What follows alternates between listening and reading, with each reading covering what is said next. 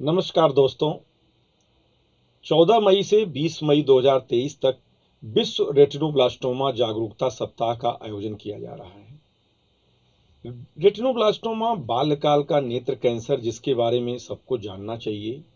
आज मैं इसके रेटिनोब्लास्टोमा के कारण, संकेत व लक्षण, निदान और इलाज के बारे में विस्तृत जानकारी देने जा रहा हूं।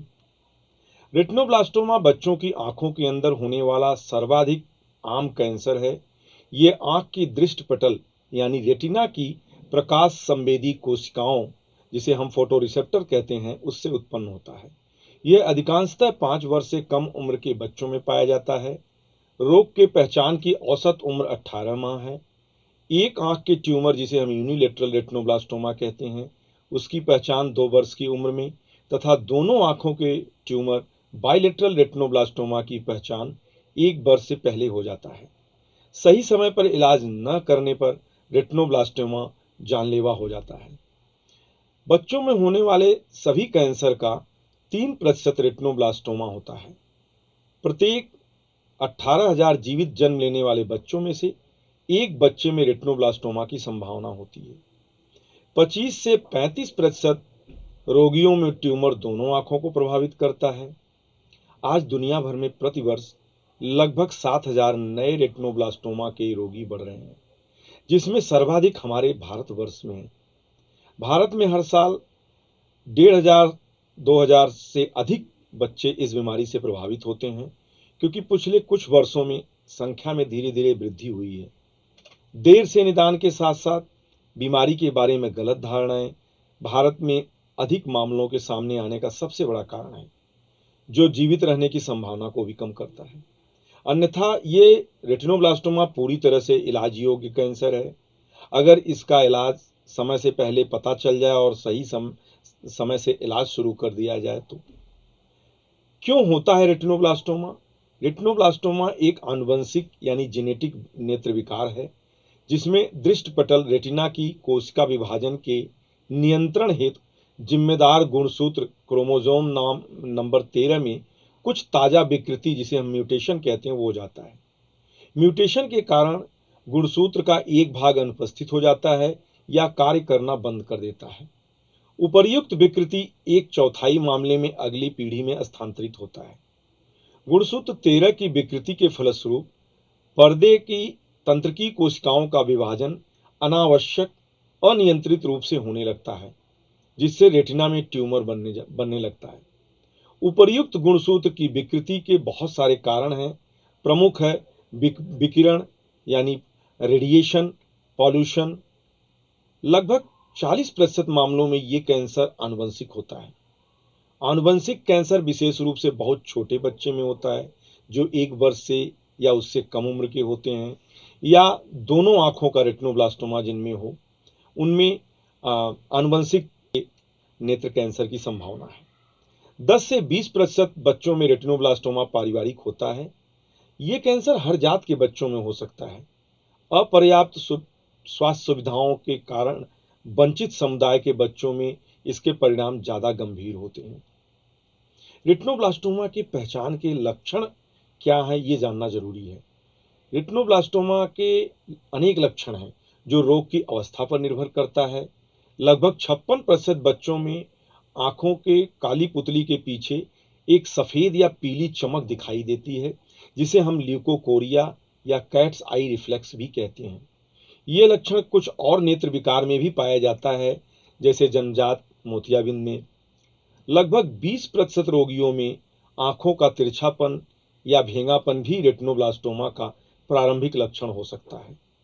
रेटिनोब्लास्टोमा के अन्य लक्षणों में दर्द युक्त लाल आंख, नजर की कमी, रोशनी की कमी या पूर्ण रूप से दृष्टिहीनता, आंख का बाहर की तरफ निकल जाना, जिसे हम प्रोप्टोसिस कहते हैं। लगभग 3% बच्चों में कोई लक्षण नहीं होता। रोग का पता नियमित जांच के दौरान चलता है। प्रारंभ में कुछ माह या वर्ष तक ट्यूमर धीरे धीरे बढ़ता है, परंतु समय के साथ इसका आकार व फैलाव बढ़ता जाता है। कैंसर दृष्टि तंत्रिका तंत्र के माध्यम से मस्तिष्क में फैल सकता है। बहुत बढ़े हुए अवस्था में कैंसर रक्त संचार के माध्यम से शरीर के अन्य भागों में, शरीर की हड्डियों में भी फैल जाता है और ये रोग की जानलेवा अवस्था होती है। अब प्रश्न उठता है कि रेटिनोब्लास्टोमा का निदान क्या है। प्रारंभिक अवस्था में रोग की पहचान हेतु रेटिना की गहन जांच की जाती है। रेटिना की जांच से ट्यूमर का सही आकार, फैलाव का पता चल जाता है। यदि ट्यूमर बड़ा हो तथा रेटिना को देख पाना संभव नहीं हो तो आंख का अल्ट्रासाउंड जांच मददगार होता है। रोग के बढ़े हुए अवस्था में मस्तिष्क व अस्थि गुहा यानी ऑर्बिट का सीटी स्कैन या एमआरआई कराया जाता है, जिससे ट्यूमर के आंख के बाहर फैलने की पुष्टि हो जाती है। यदि ट्यूमर शरीर के अन्य भाग में फैल जाए तो हमें सीने का एक्सरे चेस्ट कराना पड़ता है, पेट का अल्ट्रासाउंड या रीढ़ से पानी निकालकर भी जांच किया जा सकता है। रेटिनोब्लास्टोमा का इलाज क्या है? यदि समय से उचित इलाज किया जाए तो रेटिनोब्लास्टोमा पूर्ण रूप से ठीक होने योग्य कैंसर है। इलाज का तरीका एवं कामयाबी मुख्यतः रोग की अवस्था पर निर्भर करता है। उपचार का मुख्य उद्देश्य तो बच्चे का जीवन, बच्चे की आंख और नेत्र ज्योति को सुरक्षित रखना है। इस इलाज की मुख्यतः 3 विधियां हैं। केंद्रित इलाज, जिसे हम फोकल ट्रीटमेंट कहते हैं, जैसे थर्मोथेरेपी, क्रायोथेरेपी या लेजर फोटोकोगुलेशन। ये विधि छोटे आकार के ट्यूमर के उपचार के हेतु प्रयुक्त होता है। दूसरा होता है स्थानीय इलाज यानी लोकल ट्रीटमेंट, जैसे रेडिएशन थेरेपी या इन्यूक्लिएशन। और सिस्टमिक ट्रीटमेंट है जैसे कीमोथेरेपी। ये हमेशा एडवांस स्टेज के कैंसर को के लिए रखा जाता है। थर्मोथेरेपी विधि से लेजर की किरणों द्वारा ट्यूमर की ऊपरी सतह पर गर्मी के प्रभाव से कैंसर की कोशिकाओं को नष्ट कर दिया जाता है। क्रायोथेरेपी विधि में प्रोब के माध्यम से ट्यूमर को बर्फ द्वारा फ्रीज कर देते हैं, जिससे ट्यूमर का विकास न हो। रेडिएशन थेरेपी में ऊर्जा की कुछ अदृश्य किरणें कैंसर की कोशिकाओं के अंदर प्रवेश करते हैं और डीएनए को नष्ट कर दिया जाता है। ये 2 प्रकार से दिया जाता है। प्रथम तो रेडियो सक्रिय प्लाक, जो एक छोटे प्रकार का होता है और ये छोटे ट्यूमर के लिए प्रयोग करते हैं, तथा रेडिएशन थेरेपी ये बड़े एवं अधिक विकसित ट्यूमर के इलाज के लिए यूज किया जाता है। बड़े ट्यूमर के लिए शल्य क्रिया द्वारा ट्यूमर सहित आंख को भी निकाल देते हैं, जिसे हम इन्यूक्लिएशन कहते हैं। कीमोथेरेपी में दवाओं को नस या धमनी के माध्यम से इंजेक्ट किया जाता है। यही कीमोथेरेपी का सबसे हल्का और बच्चे इसे अच्छी तरह से सहन भी कर लेते हैं। उपचार के तौर तरीकों में बहुत सारे एडवांसमेंट भी हुए हैं हाल में। ट्यूमर की आपूर्ति के लिए कीमोथेरेपी को डायरेक्ट धमनी में ही प्रवेश करा देते हैं, कोरोनरी आर्टरी में इंजेक्ट करते हैं और ये इंजेक्शन आंख के विट्रियस फ्लूइड में भी लगाया जा सकता है, जिसे हम इंट्राविट्रियल कीमोथेरेपी कहते हैं। आनुवंशिक जांच यानी जेनेटिक काउंसलिंग रेटिनोब्लास्टोमा के लिए बहुत महत्वपूर्ण है। देखा गया है कि रेटिनोब्लास्टोमा के लगभग 10% मामलों में पारिवारिक हिस्ट्री होती है, फैमिली हिस्ट्री होती है। जिस परिवार में रेटिनोब्लास्टोमा होता है उस परिवार के 40% भाई बहनों में कैंसर का खतरा रहता है। अतः प्रभावित बच्चे के माँ बाप, भाई बहनों के भी आंख की जांच अवश्य करनी चाहिए। रेटिनोब्लास्टोमा के जीन की पहचान हो चुकी है। रक्त के कण में विशेष आनुवंशिक जांच द्वारा जन्म से पहले रेटिनोब्लास्टोमा की पहचान की जा सकती है और समय से जीन इंजीनियरिंग के माध्यम से, जेनेटिक इंजीनियरिंग के माध्यम से इस म्यूटेशन को, जो जीन में विकृति होती है, उसकी मरम्मत करके भी बीमारी से बचा जा सकता है।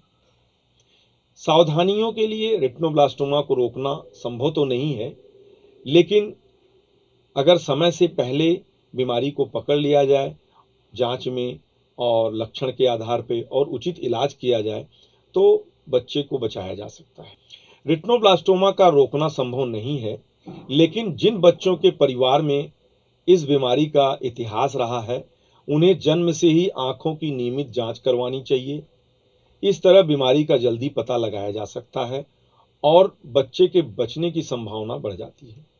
रेटिनोब्लास्टोमा के इलाज के लिए माता पिता, दादा दादी द्वारा उसका जल्द लक्षण को पहचान कर पता करना महत्वपूर्ण है। बाल रोग विशेषज्ञों, चिकित्सकों या सामान्य नेत्र रोग विशेषज्ञों द्वारा गलत निदान और देरी से भी पहचान करने से बचना चाहिए। मरीजों को रेटिनोब्लास्टोमा विशेषज्ञों द्वारा उपचार केंद्रों में रिफर करना चाहिए और उसको सही समय पे इलाज प्रारंभ करनी चाहिए।